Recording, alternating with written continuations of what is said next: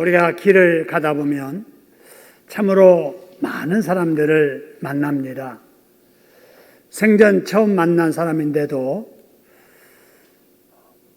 오래된 친구를 만난 것 같은 따뜻한 감정이 느껴지는 사람이 있지요.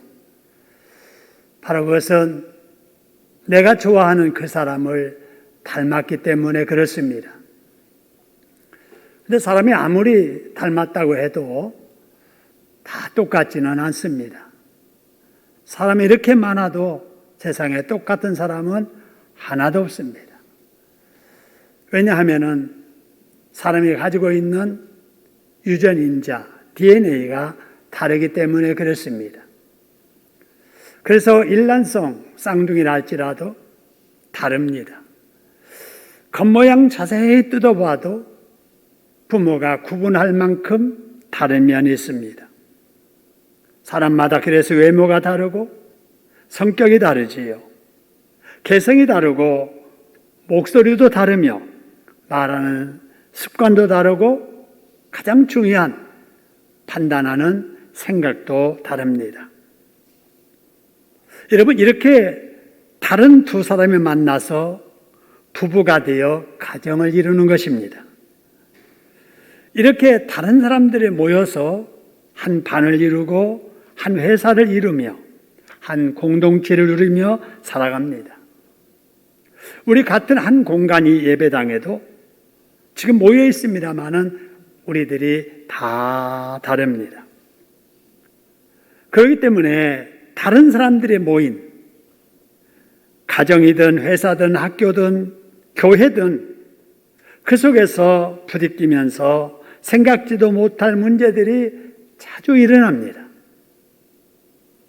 한몸 되었다는 부부, 평소에 그렇게 금슬좋게 지내던 부부 사이도 깨지는 일이 생기고, 같은 직장에서도 학교에서도 갈등이 생기고, 하나님을 믿는 교회 안에서도 교인들 간에 불편한 사이가 되어서 갈등이 일어나는 일들도 생깁니다. 여러분, 이래서 우리의 삶이 슬프고 불행해질 때가 많지요. 그렇기 때문에 서로 다른 사람들이 서로 부딪히면서 살면서도 관계를 좋게 하며 살아야 될 줄로 믿습니다. 그러기 위해서 어떻게 해야 될까? 바로 이에 대한 답을 오늘 본문의 말씀을 통해서 함께 나누려고 합니다. 어떤 말씀을 들으시면서 지혜를 얻으셔서 나와 다른 사람과의 관계, 될 수 있으면 좋은 관계 유지하면서 행복하게 살아가는 저와 여러분 될 수 있기를 소원합니다. 여러분, 그러기 위해서 오늘 이 본문으로 한번 들어가 보지요. 1절의 말씀을 보니까 이 본문에 바리새인과 서기관들이 등장합니다. 이 사람들이 예수님께 나왔다 그랬어요. 어디로부터 왔느냐? 예루살렘으로부터 그랬습니다. 예루살렘은 유대인 사회의 종교적인 중심지지요. 그래서 예루살렘 공회에서 예수님에 대해서 조사하라고 바리새인과 서기관들을 파송한 것입니다.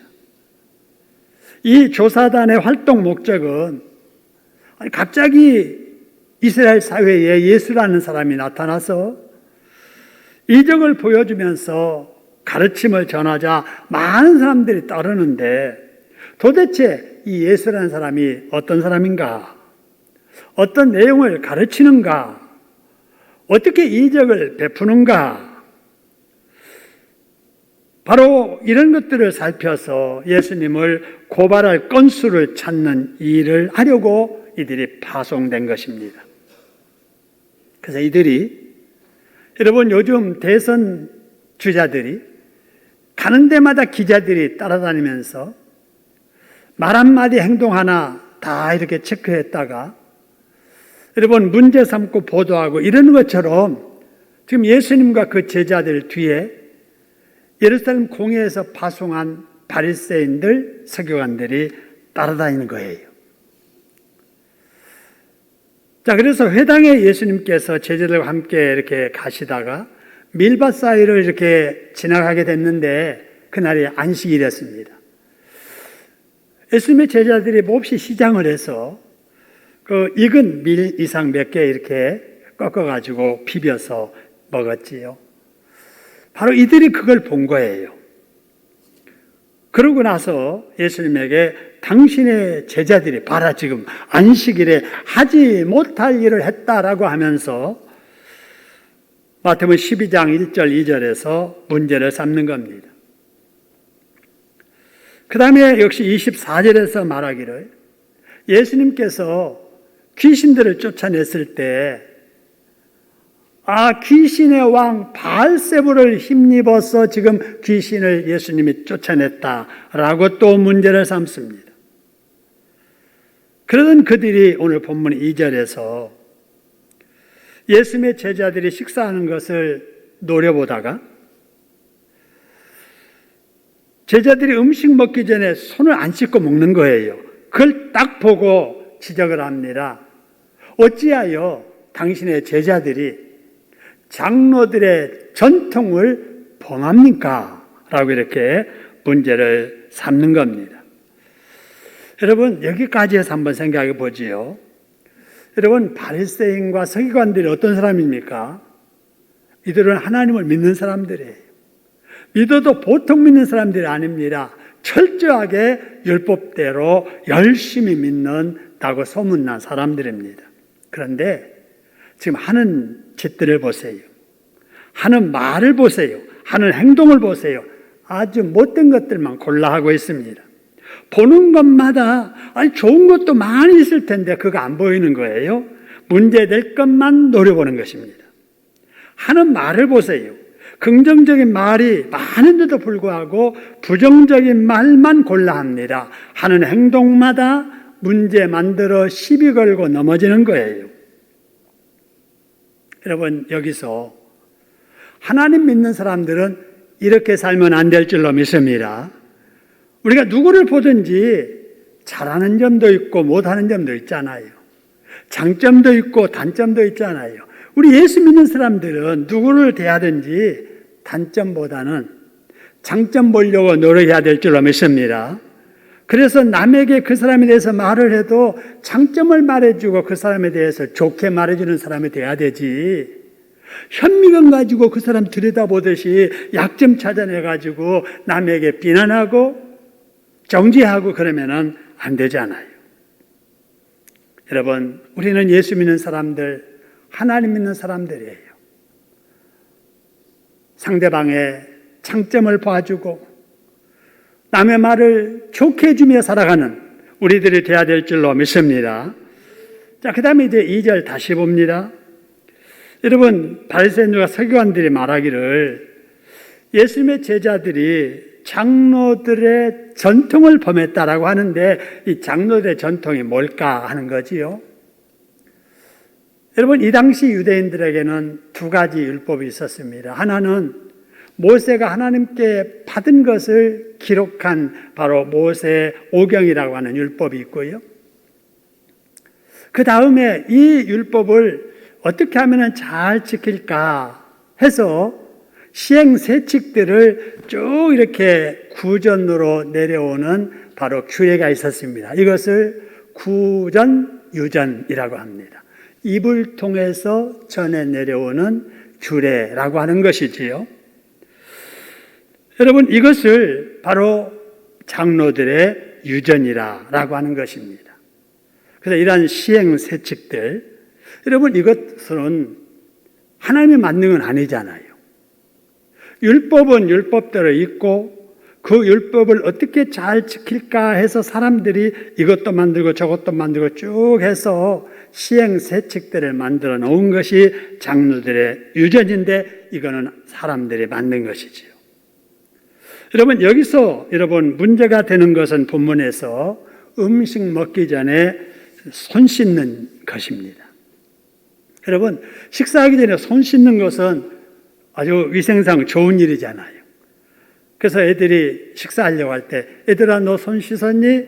손 씻고 와. 그래서 손 씻고 오잖아요. 좋은 일입니다. 여러분 요즘 화장실 갔다가 손을 씻는 거 일상적으로 늘 해야 될 일인데 우리 민족들에게는 사실 습관이 안 돼서 손을 안 씻을 때가 많았지요.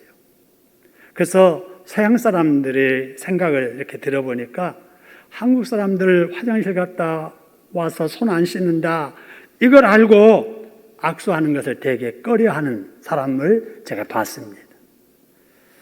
여러분, 손 씻는다. 특히 여러분 코로나 상황에서 대단히 중요하지요. 우리가 무의식 중에 문 열 때도 손 닦고 엘리베이터 버튼 눌릴 때도 손이 닿고 또 여러 가지 여러분 주변의 물건들 이렇게 손을 닦게 되는데 이 상황에서 어떤 사람이 먼저 손대고 간 거 내가 만졌는지 모르잖아요. 만일 확진자가 만진 거 내가 만져서 내 손이 눈에 닿고 입에 닿고 코에 닿아서 그렇게 되면은 감염되잖아요. 그래서 방역을 위해서도 열심히 이렇게 손을 씻는 거 대단히 중요한 일입니다. 그런데 당시 유대인들이 지금 음식 먹기 전에 손 씻었던 바로 이것은 우리들이 생각하는 위생상, 방역상 그런 의미가 전혀 아닙니다.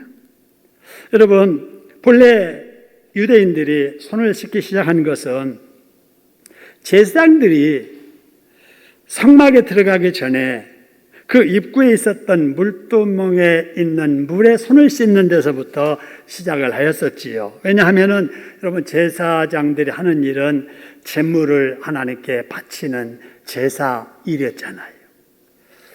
여러분 구약 시대는 하나님께 예배 드리는 것이 제사였고 제사에는 제물이 있어야 됐고 제물은 잡아야 되잖아요. 짐승 가지고 오면 죽여야 되고 거기에서 각을 떠야 되고 뭐 내장을 빼내야 되고 뭐 이런 여러 가지 일들을 하면서 바로 언제나 그들의 손에는 피들이 많이 이렇게 묻혀 있었지요. 그래서 그들은 바로 성막 안에 들어가기 전에 바로 물두멍에 있는 물로 손을 씻어야 했었습니다. 여러분 하나님께서 이것을 율법으로 주신 것은 장차 신약에 나타날 일에 대한 예표로서 하나님께서 그렇게 하라고 하신 것이지요. 바로 그게 뭐냐? 하나님은 죄가 없으신 거룩하신 분이시니 죄 많은 사람이 하나님 앞에 나아가기 위해서는 가장 먼저 예수님의 보혈을 믿고 죄를 회개해야 된다는 것을 예표해서 그것을 하나의 의식으로 만들어서 행하게 했던 것이지요. 레위기 20장 26절의 말씀처럼 하나님은 거룩하시니 하나님의 백성들도 거룩해야 된다라고 해서 죄를 멀리하고 하나님의 자녀답게 구별되게 살아야 되는 정신으로 손 씻기를 하라고 하셨던 것입니다. 그런데 세월이 쭉 지나고 예수님이 이 세상에 오시기 전 2세기 전에 영적인 의미는 다 사라져버리고 손 씻는 것이 하나의 종교 의식이 되어버린 거예요. 의미는 모르고 씻어야 된다는 것이 법이 되어버리고 규칙이 되고 규례가 되어버린 거예요. 그래서 하나님과 아무 상관없이 습관적으로 일상 중에 식사하기 전에는 반드시 씻어야 하고 시장 갔다 와서 외출하고 와서도 손을 반드시 씻어야 하고 심지어는 아침에 일어나서도 손을 씻어야 했습니다. 왜 씻어야 되냐? 이유가 이제 중요해요. 그들은 이렇게 생각했습니다. 쉬부타라고 하는 악마가 있는데 사람이 잘 때 손 위에 올라와서 놀다가 간다는 거예요. 그래서 그 손은 이미 죄로 오염되어 있다. 귀신 마귀에게. 그 씻지 않는 것으로 어디 대면은 닿는 데마다 다 영적으로 오염된다고 생각을 했던 것입니다. 이런 의식이 있었는데 바로 본문의 이 당시에는 그 지역이 손을 씻을 만한 물이 항상 어디든지 있는 게 아니었습니다.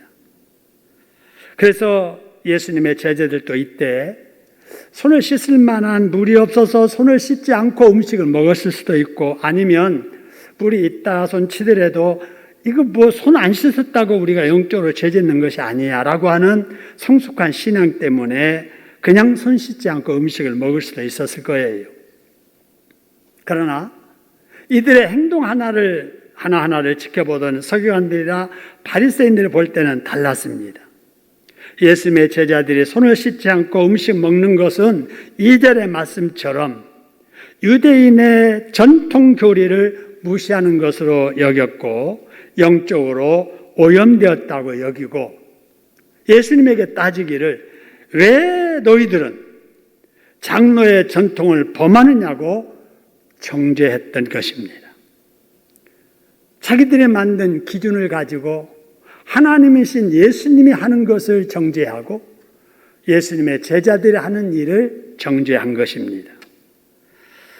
여러분, 그러나 여러분 성경 어디를 봐도 바로 손을 씻지 않으면 손을 씻지 않는 그것 때문에 영적으로 오염되었다라고 말씀하지 않습니다. 손을 씻지 않고 음식을 먹었을 때 위생적으로 불결해질 수 있습니다. 그러니까 가능하면은 위생상 우리가 손을 씻고 음식을 먹어야 되죠. 그러나 그렇게 하지 않는다고 해서 영혼까지 부정한 것은 아니다라는 것입니다. 근데도 이들은 자기들이 만든 기준을 가지고 거기에 맞지 않는 사람들은 다 잘못됐다라고 비난하고 정죄했었지요. 여러분, 이런 모습을 잘 보여주는 하나의 영웅전이 나오는데요.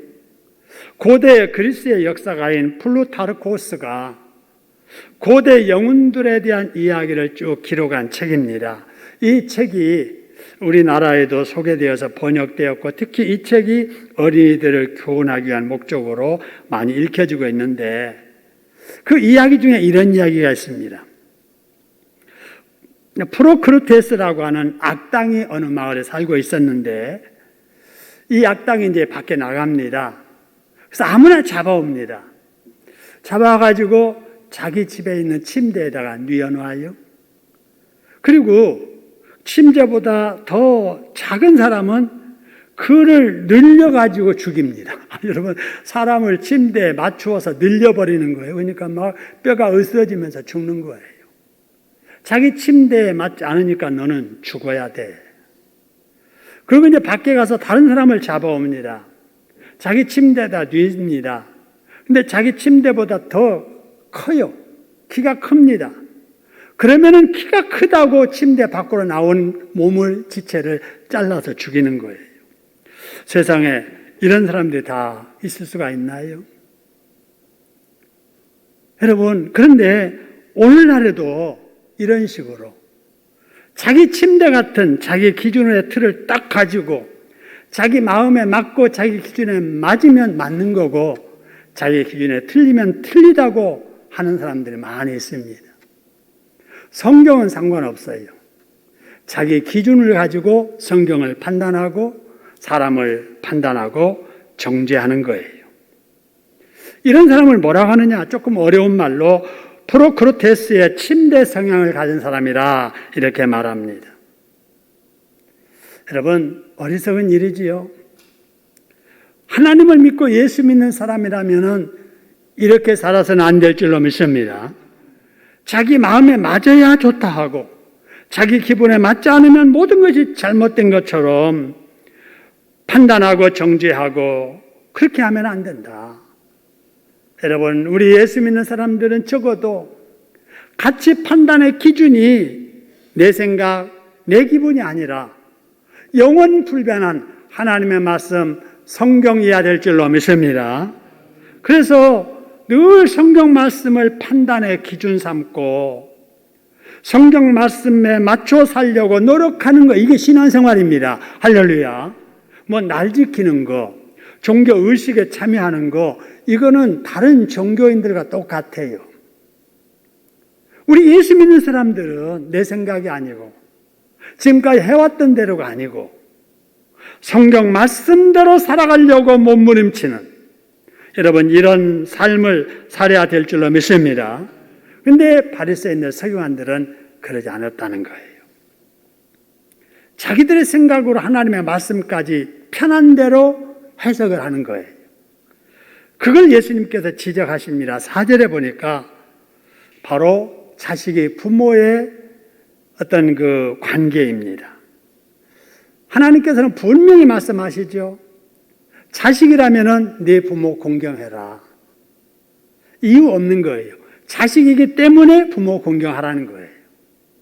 부모가 잘났고 못났고, 많이 배웠고 못 배웠고, 부모가 자기 기준에 맞지 않고 틀리고, 이거는 상관없어요. 부모이기 때문에 자녀는 부모를 공경해야 된다.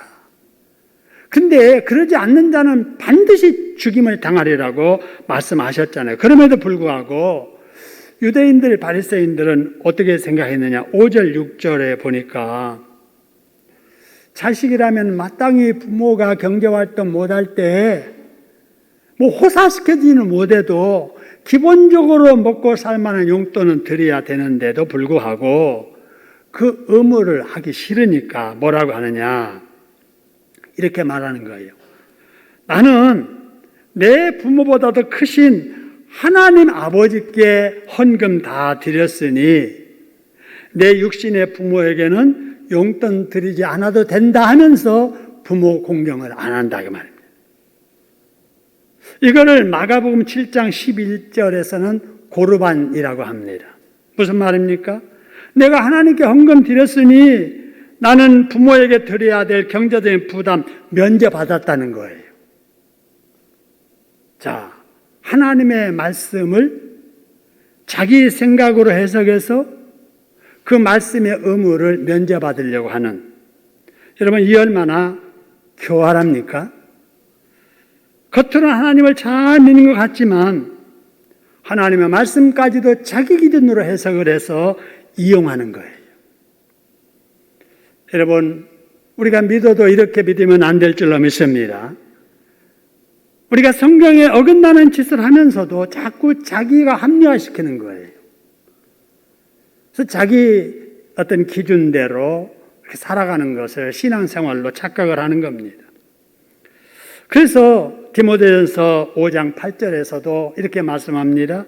누구든지 자기 친족, 특별히 자기 가족을 돌보지 아니하면 믿음을 배반한 자요, 뭐보다 더 악한 사람이라고 그래서요, 불신자보다 더 악한 사람이다. 어떤 이유로든지 하나님께서 말씀하신 것을 합리화시켜서 면제받으려는 생각, 피하려는 생각하면 안 된다 그 말입니다. 여러분, 하나님께서는 여기에서는 이 말하고 여기에서는 딴 말해서 이 말 가지고 이 말을 부정하게 하지 않습니다.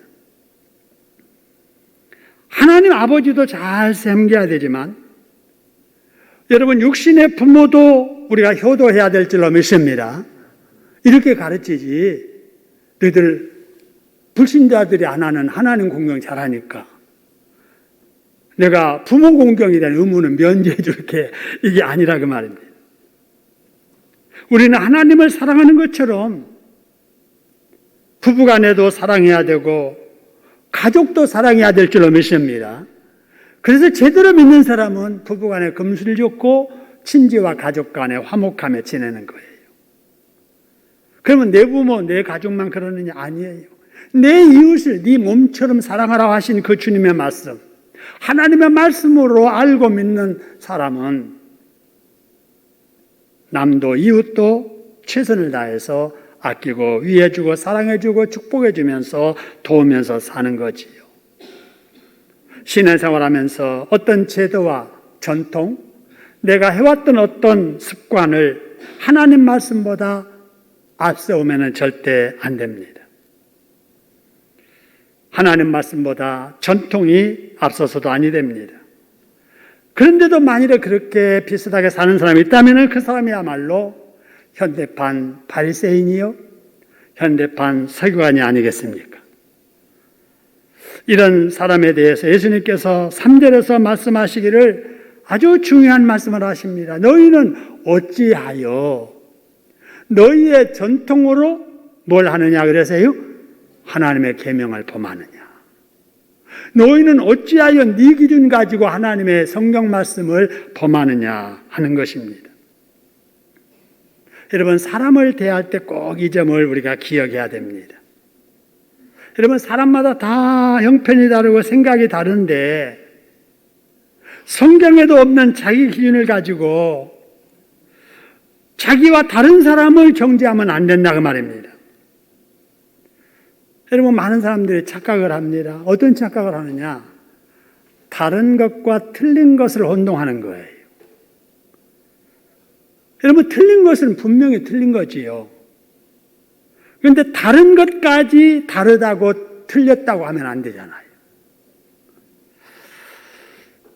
여러분, 그래서 가정에서나 교회에서나 회사에서나 이웃 간에나 집안 간에나 자기 생각만 옳다고 내세우면 관계들이 다 깨지게 되어 있습니다.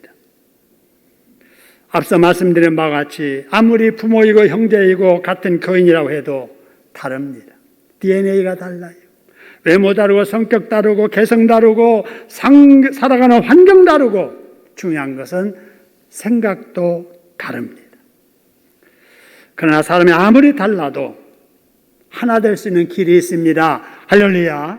바로 이게 오늘의 말씀의 포인트입니다.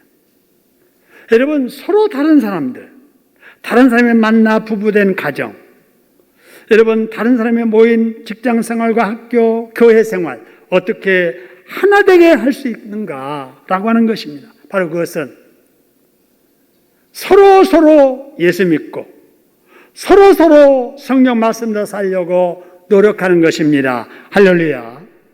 여러분, 우리 교회 대표하는 표어 중에 예수를 믿으면 천국길이 열리고 성경대로 살면 행복길이 열린다. 여러분, 굉장히 중요한 의미가 내포되어 있는 거예요. 이 세상 누구나 예수 믿어야 영생복락 누리게 될 줄로 믿습니다.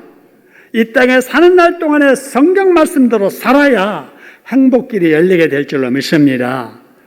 여러분, 그래서 요한복음 17장 22절에서는 이렇게 말씀하십니다.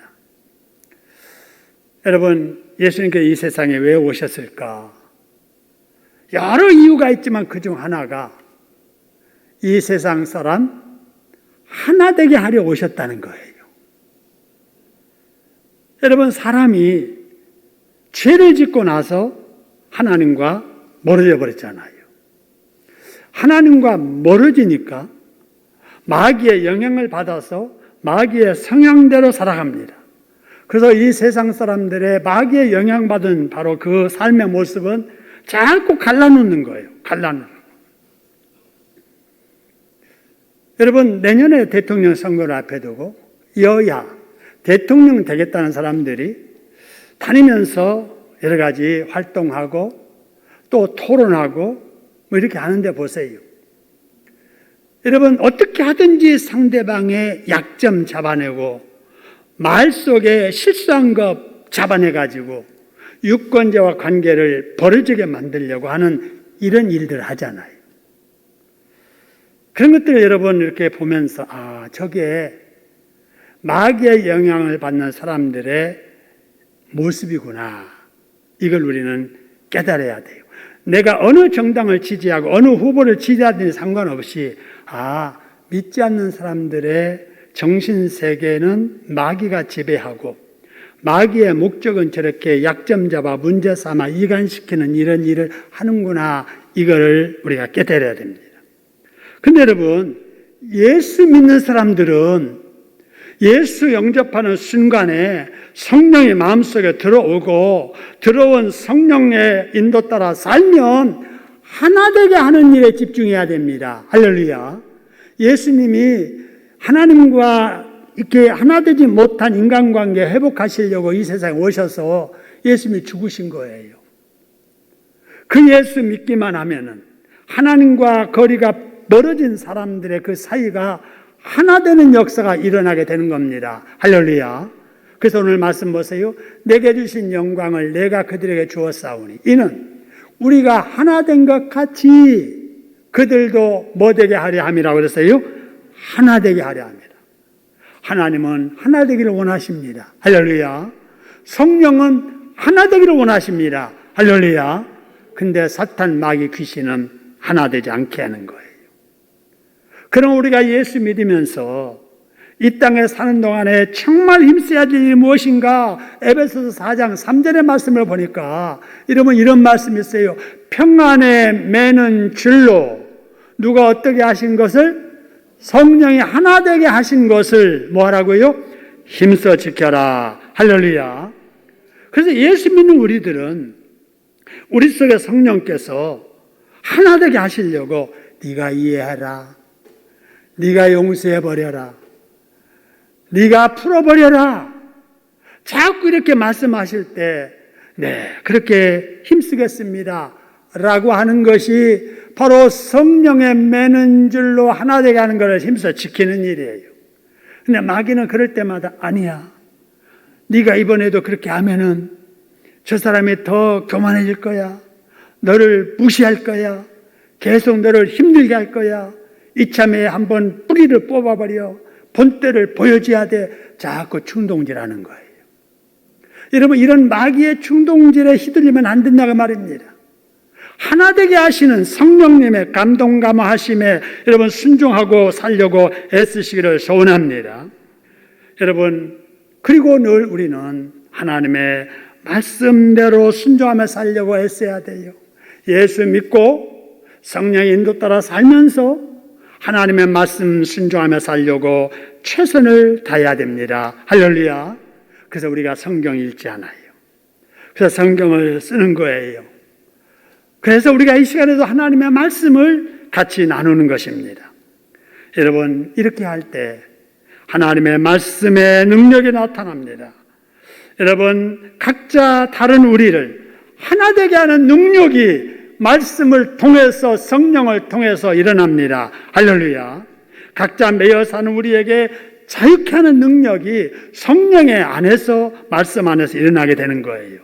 불행에 눌려 사는 우리에게 행복과 기쁨을 안겨주는 능력이 말씀에서 나옵니다. 할렐루야. 각자 다른 우리들이 어울려 살아야 하는 이 세상, 하나 되어야 되는데, 그러기 위해서는 예수를 믿어야 되고, 그러기 위해서는 성령의 인도를 따라 살아야 되고, 그러기 위해서는 하나님의 말씀에 순종하면서 살아야 됩니다. 할렐루야. 그리고 사회적인 거리는 두어도 기도로 하나님과 늘 소통하며 대면하면서 살아야 될 줄로 믿습니다. 그래서 주님의 은혜를 힘입어서 이 코로나 바이러스로부터 우리를 안전하게 지켜주시는 은혜를 힘입고, 여러분, 질병 이기고 시험도 이기시기를 주님의 이름으로 축원합니다. 마귀의 귀신의 역사도 물리치기를 주님의 이름으로 축원합니다. 그래서 더 많은 복을 받으셔서 받은 복 여러분을 통해서 다른 사람들에게 흘러가게 하셔서 진정으로 하나님께 영광 돌리며 승리하며 행복하게 살아가는 저와 여러분 되시기를 주님의 이름으로 축원합니다.